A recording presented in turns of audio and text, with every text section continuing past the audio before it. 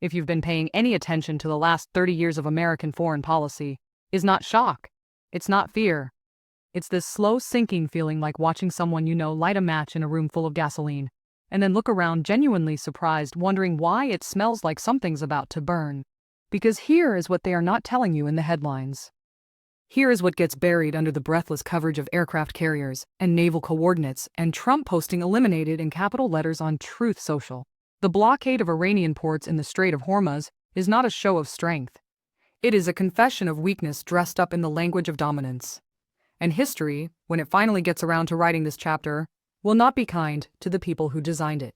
When the ceasefire brokered last week began unraveling and Vice President J.D. Vance flew home from 21 hours of negotiations in Islamabad without a deal, Trump told reporters outside the Oval Office, "We can't let a country blackmail or extort the world." CNBC. That line is worth sitting with because blackmail and extortion are exactly the tools that a blockade represents. The only difference is the flag flying above the ships enforcing it. Nearly 20% of the global supply of oil and gas normally moves through the Strait of Hormuz (NPR). That is not a pipeline. That is not an abstraction on an energy policy chart. That is the lifeblood of the global economy flowing through a narrow channel of water.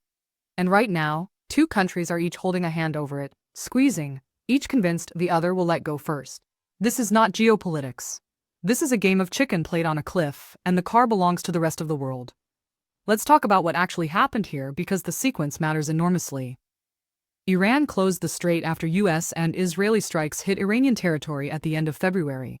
Wikipedia, that closure, that chokehold became the most consequential act of economic warfare in modern history.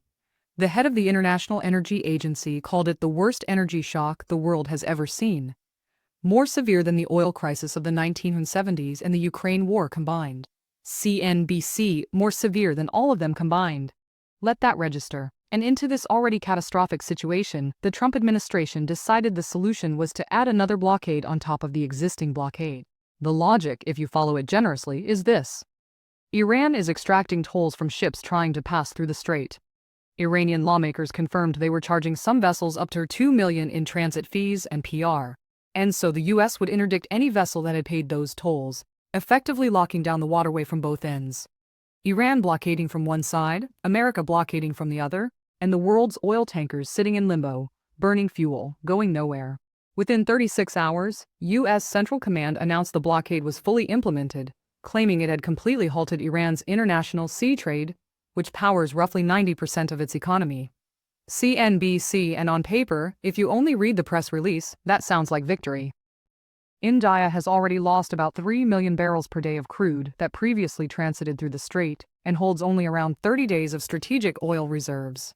CNBC 30 days, and the U.S., at the precise moment that India's Russian oil purchase waiver expired, chose to tighten the blockade further. This is what strategic partnership looks like in 2026. Your closest ally in Asia watches its economy hemorrhage while American destroyers police the waterway.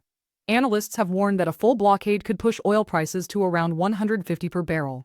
CNBC. The International Monetary Fund has already cut its global growth forecast to 3.1% for 2026 and warned the world was drifting toward an adverse scenario where oil prices could stay around $100 per barrel. CNBC. These are not theoretical projections. This is the IMF, an institution whose entire institutional culture is built on understatement and diplomatic caution. Using the phrase adverse scenario, that is the economic equivalent of a doctor walking into the room and saying, "We need to talk and now consider the allies." Trump said other countries would join the blockade. But some key U.S. allies, including NATO members Britain and France, have refused. CBS News instead, British Prime Minister Keir Starmer and French President Emmanuel Macron announced they would convene a summit of world leaders to push for reopening the Strait of Hormuz, not as part of an American pressure campaign, but as a separate, independent, multilateral effort. CBS News, think about what that means. America's oldest allies are not standing behind the American position. They are standing adjacent to it, doing something different, signaling as diplomatically as they can that they do not believe this strategy is sound. Trump criticized NATO for not joining, saying, "We're very disappointed with NATO. Very, very disappointed they didn't come." CNBC, before adding without providing evidence that now they want to help. This is the geopolitical equivalent of starting a fire. Watching your neighbors refuse to help fan the flames, and then claiming they secretly agree with you. NATO's absence is not ambiguity. It is a verdict. Here is the deeper problem. The blockade was designed to force Iran back to the negotiating table. Trump said the goal was both to reopen the strait and to bring Iran to negotiations. Both of those things certainly and more, CNBC. But Iran's response has been defiance, not capitulation. Iranian Parliament Speaker Mohammad Bagher Ghalibaf posted a photo of gas prices near Washington, D.C. with a caption inviting Americans to enjoy current pump prices, warning they would soon be nostalgic for 4 or 5 gasoline. CBS News. That is not the message of a government preparing to surrender. That is the message of a government that believes it is winning the war of endurance. Iran's Islamic Revolutionary Guard Corps warned that any military vessels approaching the strait would be considered a ceasefire violation and would meet a severe response, threatening that enemies would be trapped in a deadly vortex in the case of any miscalculation. CNBC and a retired American admiral speaking on the record described the blockade in precise legal terms. Technically speaking, a blockade of a country or a country's ability to export goods and services is an act of war. NPR, an act of war spoken not by an Iranian official, not by a Chinese diplomat, but by a retired American admiral on American public radio. The blockade is also legally precarious. Experts have noted that under international law, specifically the rules governing international straits, neither the U.S. nor Iran has the legal authority to close or impede passage through Hormuz, CNBC. Which means the United States is conducting an act that its own former military officers describe as an act of war against a backdrop of international law that says it has no standing to do so, with allies refusing to participate. Sounds like maximum pressure working exactly as designed. But here is where the story gets interesting. Here is where the strategic calculation begins to collapse. Roughly 98% of Iranian oil exports are bound for China. CNBC, not Europe, not Japan, not South Korea, China.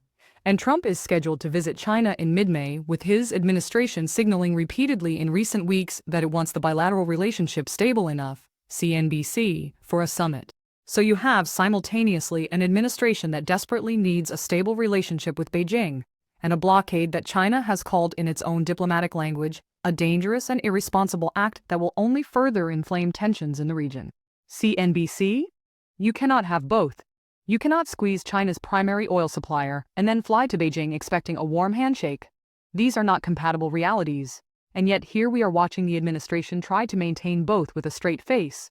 India imports more than 85% of its crude oil requirements, around 5 million barrels per day, making it the world's third largest oil importer. CNBC India, which Washington has spent years cultivating as the cornerstone of its Indo-Pacific strategy. India, the democratic counterweight to Chinese influence that every think tank paper from the past decade has identified as America's most important long-term partner in Asia, while simultaneously damaging the economies of its closest Asian partners and threatening to detonate a fragile summit with China that could define the decade. Iranian newspapers hit newsstands featuring a cartoon of Trump drowning in the Strait of Hormuz with the headline, "Marine Bluff." The Washington Post. You can agree or disagree with the Iranian government on virtually everything, but you cannot look at that headline and deny that it captures something real about the perception of this move beyond American borders. The world is not watching a superpower project strength. The world is watching a superpower project frustration. This is what happens when a foreign policy runs on instinct rather than strategy. When the logic is Iran is doing something we don't like, so we will do something bigger, louder, aggressive, and hope that the sheer volume of the gesture substitutes for the coherence of the plan. It is the diplomacy of the bluff. It is pressure without an exit ramp. It is a blockade with no clear definition of what success looks like, no coalition to sustain it, no diplomatic architecture to follow it, and no honest accounting of who else it destroys along the way. The Strait of Hormuz is 21 mi wide at its narrowest point.